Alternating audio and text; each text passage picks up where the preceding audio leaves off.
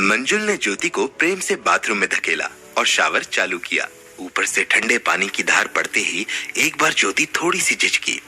ऊपर नजर उठाकर मंजुल की तरफ देखा। ज्योति की आंखों में थोड़ी लज्जा थी।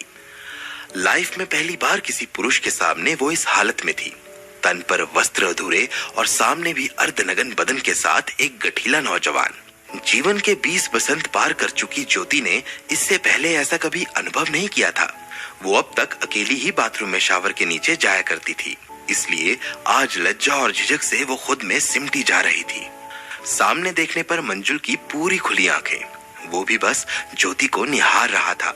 संभवतः मंजुल ने भी ऐसा हुस्न पहली बार देखा था। ज्योति का गदराया हुआ बदन माँ बाप ने बड़े लाड से पाला था। नाजुक और मादक बदन लेकर ज्योति ने मन में सपने संजोए। मंजुल से रोज मोबाइल पर बात करती थी, लेकिन मोबाइल और इस वक्त समक्ष दोनों में काफी अंतर था। ज्योति झिझक भी रही थी और मन से चाह भी रही थी कि मंजुल के और नजदीक जाऊं, लेकिन दूसरी तरफ मंजुल बस खड़ा ज्योति को निहार रहा था। ज्योति की आंखों का काजल पानी की धार से बहने लगा था। लाल सुर्ख रंग की ब्रा पहने और जवानी का उभार। ऐसा लग रहा था कि किसी पर्वत श्रेणी के बीच से झरना बह रहा हो। पहाड़ों का जल ऊपर से बहकर उन छोटे पर्वतों के बीच से झरना बनकर बह रहा था और चट्टान की तरह अचल खड़ी ज्योति। पलकें झपकना भी बंद थीं। दोनों तरफ से एक दूसरे को देख रहे थे और ऊपर से अविरल बहती जलधारा। ज्योति ने एकाएक शर्माकर नजरें झुकाई और मंजुल ने होंठों पर एक हल्की सी मुस्कान लाकर अपने कदम थोड़े आगे बढ़ाए। झिझक से ज्योति थोड़ी पीछे हटी, लेकिन मंजुल ने उसका हाथ पकड़ लिया और एक धक्के से ज्योति को अपनी तरफ खींच लिया। बदन से बदन की टक्कर पहली बार थी। ज्योति को एक अलग सी गर्मी का एहसास हुआ।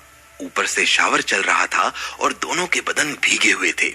मंजुल ने ज्योति को बाहों में भरकर माथे को चूमा और फिर थोड़ा नीचे की तरफ अपने होंठ किए। लज्जा से ज्योति थोड़ा और झुक गई तो मंजुल ने पीठ पर हाथ फेरते हुए उसकी ब्रा के हुक खोल दिए और नग्न पीठ पर हाथ फेरने लगा। ज्योति का एहसास अब बढ़ रहा था। साथ ही मंजुल की छाती से खुद को चिपकाए हुए अपने होंठों को खोलकर उसकी छाती पर किस करने की कोशिश करने लगी। मुंह से निकली गर्म हवा से मंजुल समझ गया कि ज्योति ने आमंत्रण दे दिया है। उसका हाथ अब ज्योति के बदन पर घूमने लगा। दोनों के सीने आपस में टकराए हुए थे और हाथ एक दूसरे की पीठ पर। ज्योति के हाथ तो अब स्थिर थे, लेकिन मंजुल के हाथों की हरकत अब बढ़ गई थी। ब्रा को निकाल दिया और फिर पीठ पर हाथ घुमाने लगा। धीरे धीरे ज्योति भी खुल रही थी। उसके होंठ खुलने लगे और मंजुल की छाती पर किस करने लगी। मंजुल ने इस एहसास को और बढ़ाया और उसने अपना हाथ ज्योति की कमर पर घुमाना शुरू किया। नाजुक ज्योति थोड़ी उछली। कमर के आसपास रोमांस का चरम होता है, जहां हाथ टच करने से गुदगुदी सी होने लगती है। इस वक्त मंजुल उसी एहसास में खोया था और जैसे ही वो वहां छूता, ज्योति का बदन थोड़ा हिलता और उसमें मंजुल को मजा आने लगा। और अब उसने अपनी हाथ की गति बढ़ाई। हाथ पीठ से खिसकता हुआ पुट्ठों तक पहुंच गया और ज्योति ने मंजुल को कसकर पकड़ लिया। पूरा बदन एकदम टाइट कर लिया। मंजुल ने अपने होंठ ज्योति के होंठों से मिला लिए और दोनों शावर के बहते हुए पानी में जीवन का पहला रोमांस करने लगे। दोनों तरफ से रोमांस अपने चरम पर था। होंठों से होंठ ऐसे मिले जैसे कि पहाड़ से गिरता हुआ झरना नदी बनकर समुद्र से मिल जाता है। 5-7 मिनट तक होंठों को चूमने के बाद अब मंजुल नीचे खिसकने लगा और सीने के उभारों पर आ गया। ज्योति की झिझक अब दूर होने लगी थी और उसके मुंह से गर्म सांसें निकलने लगी। जैसे ही मंजुल ने सीने के उभार पर चूमा तो ज्योति के मुंह से अनायास ही आ निकल गया और उसने अपने होंठ अपने दांतों तले दबा लिए ताकि आवाज बाहर ना निकले। मंजुल ने हाथ और होंठों को ज्योति के सीने पर आक्रमण के लिए छोड़ दिया और ज्योति उस आक्रमण को स्व इच्छा से सहन कर रही थी। कोई 10 मिनट के इस प्रेम युद्ध के बाद मंजुल वापस थोड़ा ऊपर आया और ज्योति से नजर मिलाई। ज्योति ने शर्मा कर नजर झुकाई। फिर मंजुल ने ज्योति की ठुड्डी को पकड़कर उसका मुंह ऊपर किया और बोला, नजर क्यों छुपा रही हो जान? क्या हुआ? कुछ नहीं। क्या पहले कभी ऐसा अनुभव नहीं किया? ज्योति ने जवाब नहीं दिया, लेकिन एक बार मंजुल की तरफ देखा। आंखों से ऐसा लगा कि मंजुल ने गलत समय पर गलत सवाल कर दिया है। मंजुल समझ गया, लेकिन उसने फिर सवाल किया, बताओ ना जान, क्या ऐसे पहले कभी हुआ है? इस बार भी ज्योति ने कोई जवाब नहीं दिया और मंजुल को अपनी बाहों में ले लिया। उसके सीने से चिपक गई। मंजुल ने ज्योति की पीठ पर हाथ फेरा और फिर पुट्ठों पर एक चिकोटी काटी। ज्योति के मुंह से आह निकला। बताओ ना यार, अब क्या शर्माना? मुझे पता है कि आजकल सबका कोई ना कोई बॉयफ्रेंड होता है। अगर तुम्हारा भी कोई था तो बता दो, इसमें कुछ गलत नहीं है। सबके जीवन में कोई ना कोई शादी से पहले होता है। क्या आपकी भी कोई गर्लफ्रेंड थी? मेरे सवाल का जवाब नहीं दिया आपने मैडम जी, और उल्टा हमसे ही सवाल कर दिया। वाह, बहुत खूब।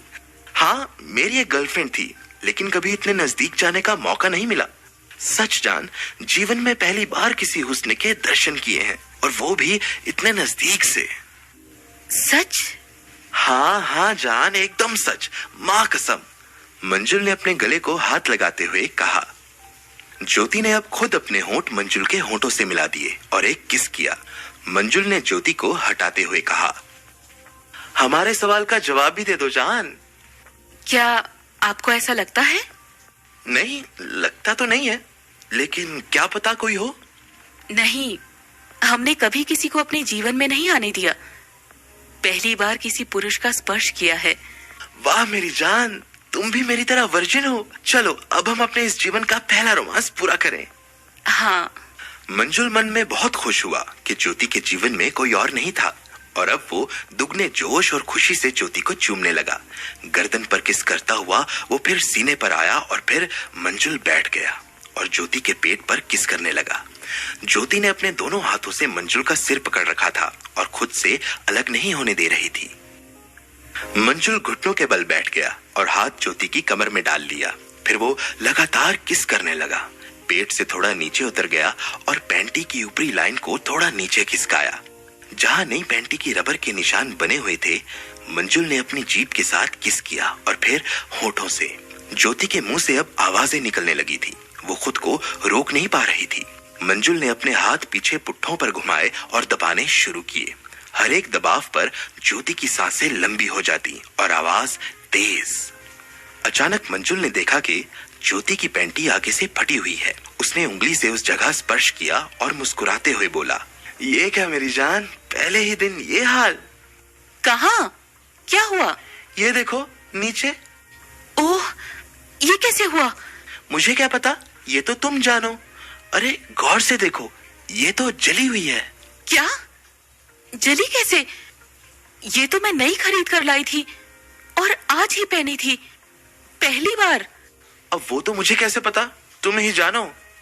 दोनों ने गौर से देखा तो वास्तव में वो जली हुई ही थी, लेकिन मंजुल ने ज्यादा ध्यान न देते हुए कहा, चलो कोई बात नहीं, ऐसे ही आई होगी और तुमने पहनते वक्त ध्यान नहीं दिया होगा। चलो छोड़ो इसको। तब तक शावर बंद हो गया। अरे अब ये शावर अचानक अपने आप ही बंद क्यों हो गया है? क्या अभी? पता है, 1 घंटा हो गया शावर चालू किए, पानी खत्म हो गया होगा। अरे यार तुम भी, ये घर की टैंकी नहीं है कि पानी खत्म हो जाए, ये होटल है। लेकिन यहाँ भी तो पानी खत्म हो सकता है। हाँ ये भी ठीक है, अब क्या करें? कुछ नहीं, चलो नहा लिए, कपड़े पहनो, कुछ खा लेते हैं, नींद भी आ रही है। ओह नो, क्या यार, अभी तो शुरू हुए थे, अधूरा ही। जनाब अभी चलिए, पूरी रात बाकी है और सब कुछ इसी बाथरूम में ही करोगे क्या? ज्योति ने मंजुल को धक्का सा दिया और बाथरूम से बाहर निकाल दिया। फिर दोनों ने कपड़े पहने, लेकिन ज्योति के दिमाग में अभी तक वो ही चल रहा था कि आखिर पैंटी जली कैसे।